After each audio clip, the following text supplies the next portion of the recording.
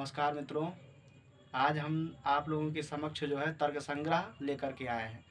तर्क संग्रह भी जो है ये प्रतियोगी परीक्षाओं के लिए जो संस्कृत से रिलेटेड परीक्षाएं हैं उनके लिए बहुत ही उपयोगी, यह भी बहुत उपयोगी ग्रंथ है।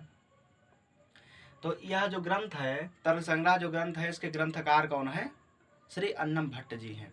ग्रंथकार इसके अन्नम भट्ट जी है। तो तर्क संग्रह का पहला जो मंगलाचरण है, तो मंगलाचरण पहले पढ़ते हैं। निधाय हृदय विश्वेशम विधाय गुरुवंदनम बालानाम सुखबोधाय क्रियते तर्क संग्रह। श्री अन्नम भट्ट जी कह रहे हैं कि निधाय, नि उपसर्ग पूर्वक ध्री धारणी धातु से बना है निधाय, अक्त्वा को लेप होकर के बना है। तो निधाय माने धारण करके, किसको धारण करके? हृदय में, हृदय माने हृदय में, विश्वेशम, विश्वस्य ईसा विश्वेशा तम विश्वेशम, विश्वेश को माने भगवान शंकर जी को और पार्वती जी को, हृदय माने हृदय में, निधाय माने धारण करके, और गुरु वंदनम विधाय, और गुरुणाम वंदनम इति गुरु वंदनम, गुरुओं की वंदना करके, मतलब जो उनके गुरु हैं अन्नम भट्ट जी के, उनकी गुरुओं की जो भी उनके गुरु रहे हैं उनकी वंदना करके, विधाय माने गुरु वंदना को करके, बालानाम सुख बोधाय, बालकों को सुख से बोध कराने के लिए, सुखेन अनायासेन माने सुख से बोध कराने के लिए, क्रियते तर्क संग्रह, कह रहे कि मया अन्नम भट्टेन क्रियते तर्क संग्रह। अब यहाँ क्रियते क्या है? कर्मवाच्य है, तो जो करता है वो तृतीया हो जाएगा। तो मया अन्नम भट्टेन, मैं अन्नम भट्ट क्रियते तर्क संग्रह, इस तर्क संग्रह नामक ग्रंथ की रचना करता हूँ, जो अन्नम भट्ट जी कह रहे हैं। अब देखिए, अब पदकृत्य पढ़ते हैं।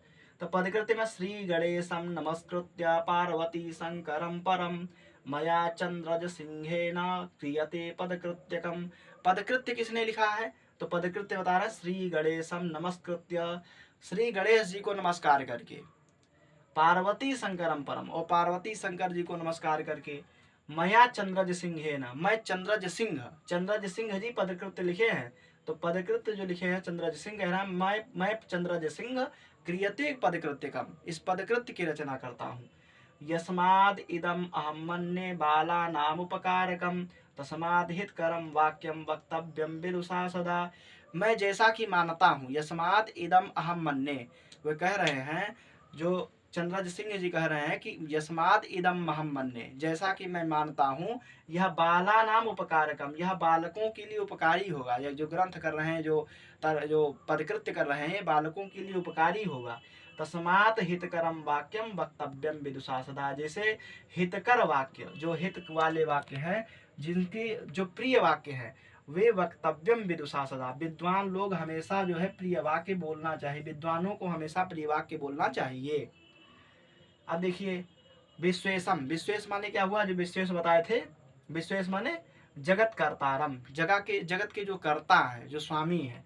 श्री सांब मूर्ति अम्बया सहितम सांब, अम्बा के सहित, जो श्री पार्वती जी के सहित जो है, हृदय माने मनस, यही सब उसका अर्थ बता रहे हैं। निधाय मतलब नितराम धारित्वा, हमेशा धारण करके, गुरु वंदनम च विधाय कृत्वा इत्यर्था, माने गुरु जी की वंदना को करके। अब बालेति, बालक का लक्षण कर रहे हैं। तो अत्राधीत व्याकरण काव्य कोशः अनधीत न्याय शास्त्र बालः, जिसने, बालक का क्या लक्षण किए? जिसने व्याकरण काव्य कोश को पढ़ लिया है और अनधीत न्याय शास्त्र, जिसने न्याय शास्त्र को नहीं पढ़ा है, वह क्या है? बालक है।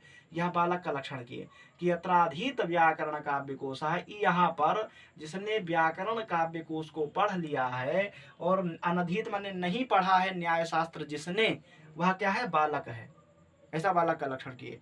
तो कह रहे हैं कि व्यासादौ अति व्याप्ति वारणाय अनधीत न्यायेति, इसमें केवल इतना देते हैं कि अधीत व्याकरण काव्य कोशः बालः, जिसने व्याकरण काव्य कोश को पढ़ लिया है वह बालक है। इतना ही यदि लक्षण देते तो इतना ही लक्षण रहता कि जिसने व्याकरण काव्य कोश को पढ़ लिया है वह बालक है, तो इतना रहता तो व्यासादि में अति व्याप्ति दोष चली जाती, क्योंकि व्यासादि जो रहे, व्यास भगवान रहे, वे भी तो व्याकरण काव्य कोश को पढ़े थे, तो वे वृद्ध हो गए, तो वो भी बालक हो जाते, वो भी बालक हो जाते हैं। ऐसा इतना लक्षण करते कि अधित व्याकरण काव्य कोशः बालः, जिसने व्याकरण काव्य कोश को पढ़ लिया है वो बालक है। तो व्यासादि जो बालक उन्होंने भी तो व्याकरण काव्य कोश को पढ़ लिए थे, तो वे भी बालक हो जाते। इसीलिए लक्षण किए कि अनधीत न्याय शास्त्र, जिसने न्याय शास्त्र को नहीं पढ़ा है वह बालक है। अब फिर कह रहा है कि अनधीत, यदि इतना कह दिए कि अभ्यास, अब कह रहा है कि स्तंधयेति प्रसक्ति वारणाय अधीत व्याकरण, कह रहे अधीत व्याकरण न कहते, केवल इतना कह देते अनधीत न्याय शास्त्र वाला, जिसने न्याय शास्त्र नहीं पढ़ा है वह बालक, इतना कह देते, अधीत व्याकरण का विकोषा नहीं कहते। तो कह रहे तब भी अतिव्याप्ति दोष हो जाता। तो स्तंधयेति प्रसक्ति वारणाय, जो दुधमुहा लड़का है, कोई दूध पीता हुआ लड़का है, वह कभी न्याय शास्त्र पढ़ सकता है, वह कभी न्याय शास्त्र नहीं पढ़ सकता है। इसीलिए लक्षण, तो इसमें स्तंधय में जो दूध मुहा लड़का है उसमें अतिव्याप्ति दोष चला जाता है। इसीलिए पूरा लक्षण किए कि अधीत व्याकरण काव्य कोशत्वे सति अनधीत न्याय शास्त्रत्वम बालस्य लक्षणम, जिसने व्याकरण काव्य कोश को पढ़ लिया है और न्याय शास्त्र को जिसने नहीं पढ़ा है वह उसमें उस विषय में बालक है। ठीक है, अब इतना करते हैं, आज हम इतना करेंगे। इसके आगे का पार्ट जो है हमारा कल चलेगा, दूसरे पार्ट में चलेगा। आप लोग हमारे चैनल को सब्सक्राइब करिए, शेयर करिए। धन्यवाद।